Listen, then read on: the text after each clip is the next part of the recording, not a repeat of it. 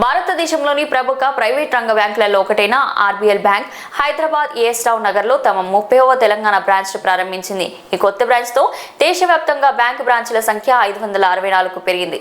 స్థానిక ప్రజలు, వ్యాపారులు, సంస్థలకు విస్తృత బ్యాంకింగ్ సేవలు అందించనున్నట్లు బ్యాంక్ ప్రతినిధులు తెలిపారు. భారతదేశంలో వేగంగా విస్తరిస్తున్న ప్రైవేట్ బ్యాంకులలో ఒకటైన ఆర్బీఎల్ బ్యాంక్ నెట్వర్క్ విస్తరణలో భాగంగా హైదరాబాద్ ఏఎస్ టౌన్ నగర్లో తమ తాజా బ్రాంచ్ను ఈ రోజు ప్రారంభించింది. ఇది తెలంగాణలో 30వ బ్రాంచ్ కాగా దేశవ్యాప్తంగా మొత్తం బ్రాంచ్ సంఖ్య 564 పెరిగింది. బ్యాంక్ ప్రస్తుతం 28 రాష్ట్రాలు మరియు కేంద్రపాలిత ప్రాంతాల్లో తమ సేవలను అందిస్తుంది.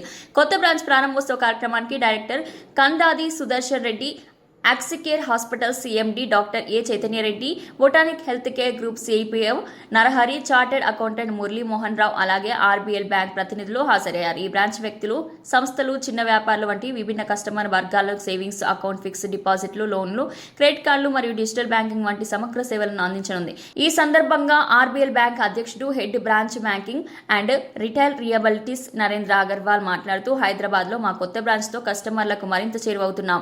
సులభమైన సౌకర్యవంతమైన బ్యాంకింగ్ అనుభవాన్ని అందించడాన్ని మేము కట్టుబడి ఉన్నాం. ఈ బ్రాంచ్ స్థానిక కస్టమర్లకు ఒక సమగ్ర బ్యాంకింగ్ కేంద్రంగా నిలుస్తుంది అని అన్నారు.